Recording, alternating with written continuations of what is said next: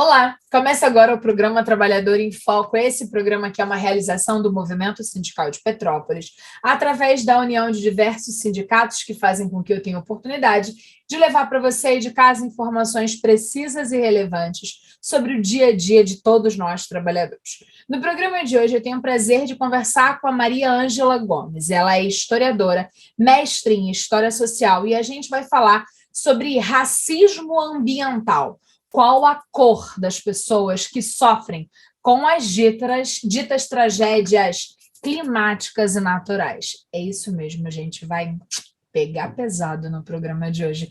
Maria Ângela, seja muito bem-vinda, é um prazer recebê-la no programa Trabalhador em Foco. Muito obrigada, o prazer é meu, como sempre.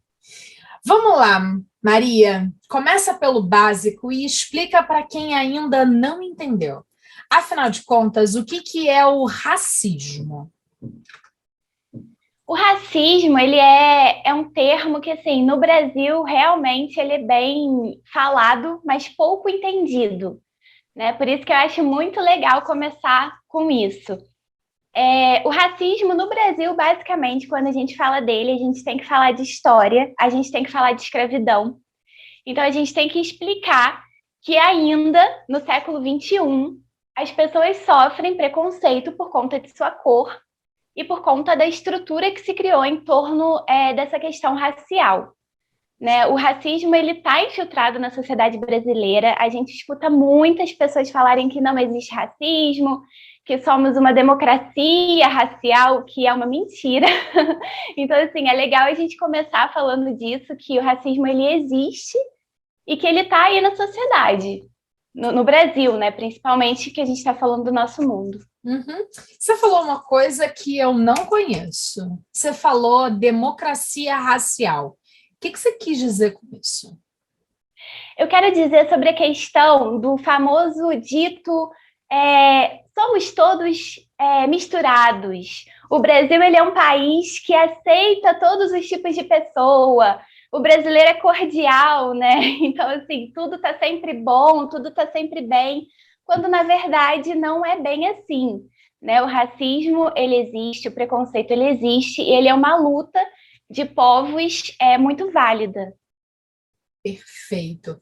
E aí, na verdade, quando você fala dessa questão social, está dizendo que assim, a gente finge que não vê o que na verdade ocorre todos os dias e que, às vezes, até a gente, e aí eu estou falando de nós, duas mulheres brancas com formação acadêmica, eu estou lá parada na pós-graduação, você já terminou o mestrado pensando no doutorado, e aí, na verdade, a gente fala que não, a gente não é racista, mas em algum momento, mesmo sem perceber, parece que isso está quase que encruado, como diria minha avó, encruado dentro da gente. E a gente tem atitudes de cunho racista. É isso?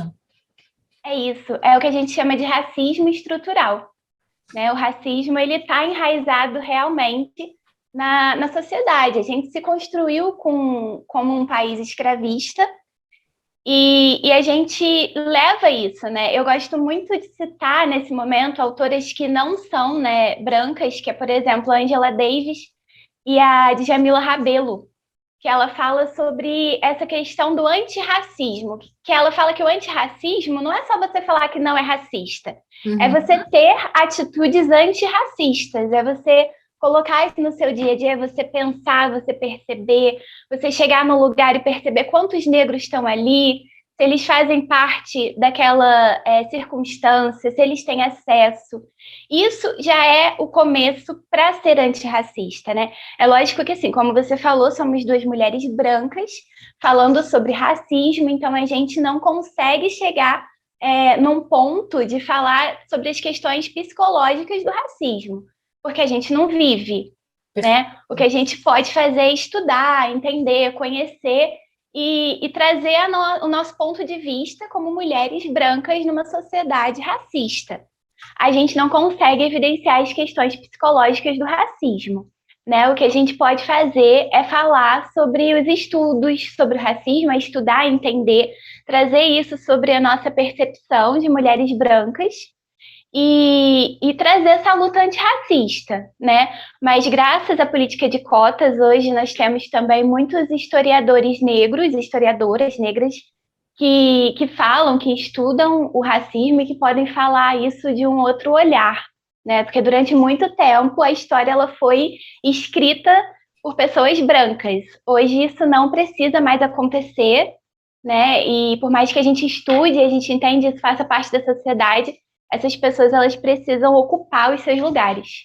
Perfeito. E aí, a gente hoje veio falar de um termo novo que fala sobre o racismo ambiental.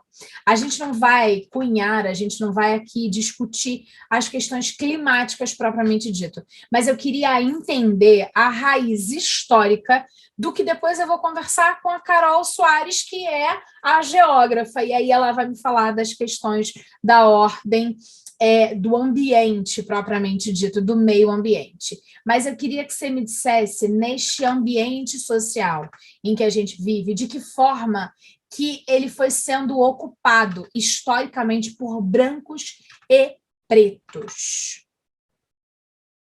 Sim. Os pretos, né, os escravos, se a gente voltar lá na história, a gente vai entender que eles já vieram para o Brasil em condições, né, extremamente desumanas e que eles foram ocupando espaços insalubres, né, desde sempre. Desde que eles entravam dentro de um navio e nem todos chegavam vivos até o Brasil. Até quando eles chegam ao Brasil, passam por toda a questão do trabalho escravo e até quando acontece a abolição. Historicamente, a ocupação do povo negro ela vai ser específica em cada região do Brasil, né? O que eu estudo na minha pesquisa é sobre o Rio de Janeiro. E o Rio de Janeiro ele foi muito povoado por aqueles escravos que a gente chama de escravos de ganho, que eram escravos que ficavam ali na cidade e que quando acontece a abolição, eles vão ocupar os cortiços, ou até mesmo quando eles compravam, né, a sua alforria ali em meados do século XIX, eles já conseguiam ocupar alguma localidade, conseguiam habitar um outro local que não fosse a senzala ou o quilombo, né, que também é o lugar de fuga dos escravos. Mas quando eu falo dos cortiços, eu falo desses escravos que já está no finalzinho da escravidão, né, entre aspas, que já está ali na pré-abolição ou na abolição.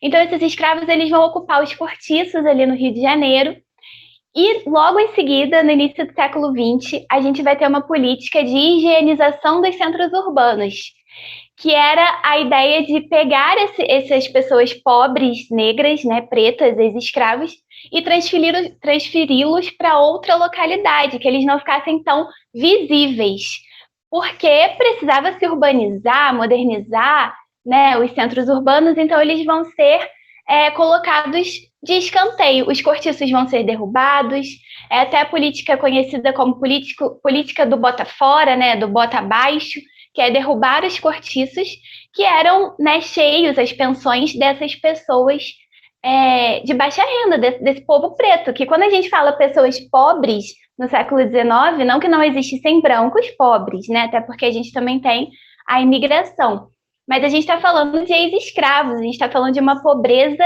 enraizada, uma pobreza miserável. Então eles vão ocupar ali os centros urbanos, nesses cortiços, pensões e também nas ruas.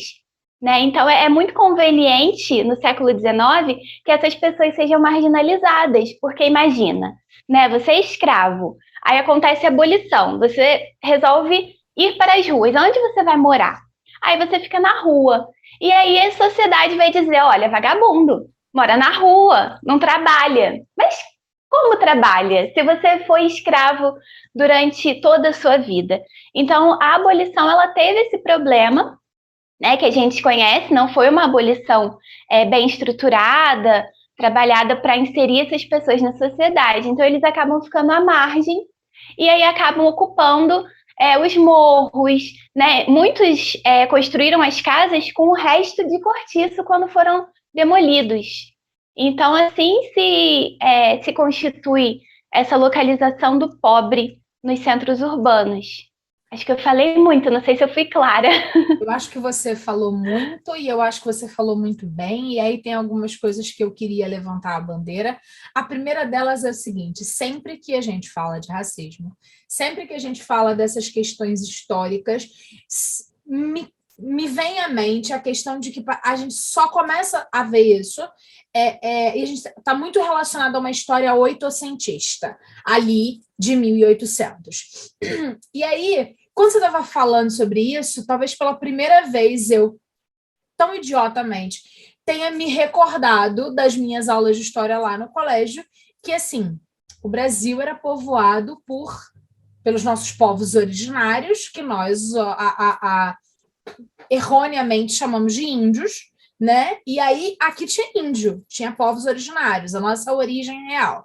Vieram os brancos, portugueses, e aí foram vindo outras pessoas, mas a chegada dos negros, dos pretos no Brasil foi com a escravidão. Não houve uma leva de gente liberta preta no Brasil. E é por isso que todo preto aqui vem com essa carga automática da escravidão. Eu nunca tinha pensado nisso com muita clareza, ou com essa veia tão por que oitocentista e tal, não sei o quê. É isso, Maria? É exatamente isso. E a gente também tem que lembrar das políticas de embranquecimento da população. Porque lá no comecinho, quando a gente fala, o racismo não existe, o Brasil não é racista, nós gostamos de todo mundo e tudo mais. Nós aceitamos todos os povos. Não é assim, né? A gente tem uma história, né? E essa história ela é marcada por muita dor, muito sofrimento. E esse racismo é enraizado dessa forma, e além disso, ele traz uma questão que é o embranquecimento da população, porque essas famílias negras não era o ideal que elas continuassem negras, acreditava-se que elas iam embranquecendo. Então, quando você casava um negro com uma mulher branca, né, que é o que a gente tem hoje na sociedade, que hoje se discute muito, que é o negro com a loira. Isso era uma questão no século XIX, porque era o ideal que se embranquecesse a população, que aí eles teriam filhos mais claros.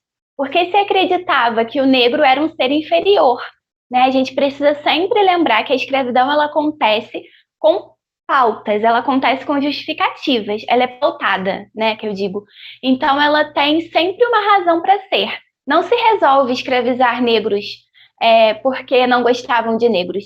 Se resolvem escravizar negros pautados em uma teoria de que eles eram povos não civilizados, em que eles eram povos que precisavam ser misturados com os brancos para serem civilizados. Perfeito.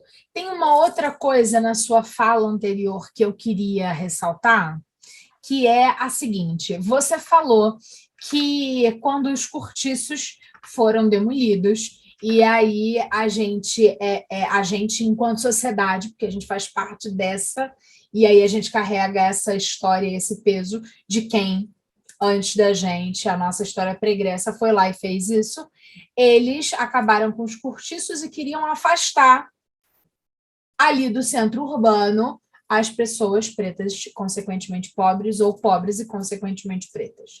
Você falou que era a política do bota fora. E até hoje a gente utiliza essa locução. A gente fala bota fora como uma coisa muito legal. E aí eu queria saber para saber de verdade, se o bota fora tem que entrar naquela nossa lista cotidiana de coisas que a gente não quer mais falar, como o criado mudo, que é a mesinha do lado da cama, como o mulato, porque vem da mula, e é o preto que clareou, e a gente não quer mais falar mulato, a gente não quer mais falar samba do crioulo doido, porque a gente já entendeu que não é legal. A gente não quer mais falar nega do cabelo duro, porque o cabelo dela e pode ser do jeito que quiser. Pode ser mole, duro, e daí que o cabelo é dela. Dentre outras falas que fazem parte do nosso cotidiano, mas que a gente precisa aprender para ressignificar. Como, por exemplo, me lembrei agora o denegrir, que denegrir tem a ver com empretecer, e aí quando você está denegrindo a imagem de alguém, você está empretecendo a imagem deste alguém e, consequentemente, significa que você está maculando a imagem, você está falando mal daquela pessoa. Então, bota fora entra nesse contexto de que não tem nada de legal, bota fora? Olha, Carla, eu também não tinha pensado por esse lado. Então, assim, o bota fora é um termo que eu li em alguns artigos, principalmente na época do mestrado, né, quando eu estudei essa parte da demolição dos cortiços, mas eu não tinha pensado nisso. Eu acho que na próxima conversa eu posso trazer essa resposta, eu posso dar uma pesquisada. Maravilha, você pesquisa, me conta quando a gente estiver tomando café, enquanto amigas que somos, e aí a gente traz para cá. Porque quando você falou que era a política do bota fora, aí eu falei, nossa, que droga, falo bota fora e não sei. E aí, tô levantando essa polêmica com você, porque eu tenho liberdade da gente discutir isso, seja pessoalmente, seja também aqui no Trabalhador em Foco, porque a gente precisa mudar questões pequenas, ou melhor, não são pequenas. São questões históricas que precisam ser levantadas para a gente polemizar e mudar uma sociedade. Porque quando eu, Carla, não uso mais denegrir, e quando alguém fala denegrir do meu lado, eu falo, não gosto disso, a gente está mostrando que a gente não quer mais viver desta forma. E não querer viver desta forma é o que gera um processo de transformação social, em minha opinião. Né? Vamos estudar e essa questão de ser, que a gente estava falando, né, de sermos mulheres brancas, tratando sobre termos racistas, uma coisa que eu tenho muito cuidado, muita cautela, é com essa questão. Então, assim, problema nenhum em dizer não sei, provavelmente uma pessoa negra já deve saber, e eu vou atrás da informação, porque não é o meu lugar de fala. Então, assim, é uma coisa muito delicada e a gente precisa se apropriar disso com muito cuidado. Perfeito. Mas eu vou pesquisar e te conto. Conta para mim. E aí, Maria, a questão é a seguinte, de lá para cá, ou seja, lá dos idos de 1800, eu queria que você falasse para a gente, no andar da história, com o passar do tempo, mudou muita coisa ou você ainda percebe que os povos, as pessoas, as comunidades, as famílias pretas, elas continuam sendo, aí sim, o termo marginalizadas pode ser muito bem estabelecido. Marginalizada no contexto de colocado à margem do centro, onde as coisas podem ser vistas, e aí se a gente trouxer para Petrópolis, a gente pode falar que parece que Petrópolis não tem preto, porque no centro histórico a gente não vê tanto preto andando assim, né? E aí, quando a gente fala disso, vem a questão das chuvas, em que a gente pode de chuvas de 2022, esse ano, em que a gente viu uma maioria considerável de pessoas pretas que morreram. Então, Sim. E aí o marginalizado nesse caso, de marginal à margem desse centro urbano e marginal à margem da sociedade, que é aquele que não é considerado benquisto no contexto social. Mudou ou continua a mesma cangaia, como diria minha avó? Continua. Eu não posso negar que a gente tem tido nos últimos anos no Brasil algumas políticas, mas muito poucas, para que esse cenário mude daqui a alguns anos. É lógico que você não vai mudar um cenário que é constituído desde que o Brasil é Brasil em 4 anos. Isso é uma política a longo prazo. Né? Eu tenho muita fé de que as coisas elas estão caminhando para algum lugar bom, mas realmente quando você entra na época das chuvas, entrava nos abrigos, você conseguia perceber a maioria da população negra nos abrigos. E essa eu costumo dizer que assim, nos Estados Unidos a linha que separa os pretos dos brancos, ela é muito clara. E no Brasil tem bairro. É um bairro. No Brasil, ela é imaginária. Ela é imaginária porque, se você não tiver esse olhar atento para o racismo, que é o que a gente falou sobre o antirracista, se você não tiver o olhar atento de perceber onde o preto está e onde o branco está, você não vê.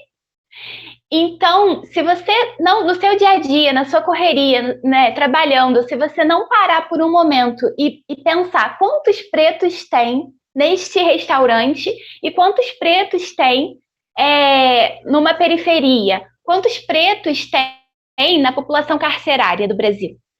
Quando você começa a pegar esses dados, essa informação ela fica muito clara. A população preta ela é marginalizada, ela continua sendo marginalizada e ela tem lugar, né, por essas linhas imaginárias, que são estruturais não só em Petrópolis, mas no Brasil. Mas é importante a gente falar de Petrópolis, porque é o que eu sempre digo, a nossa história imperial ela é muito bonita, mas ela também é oitocentista.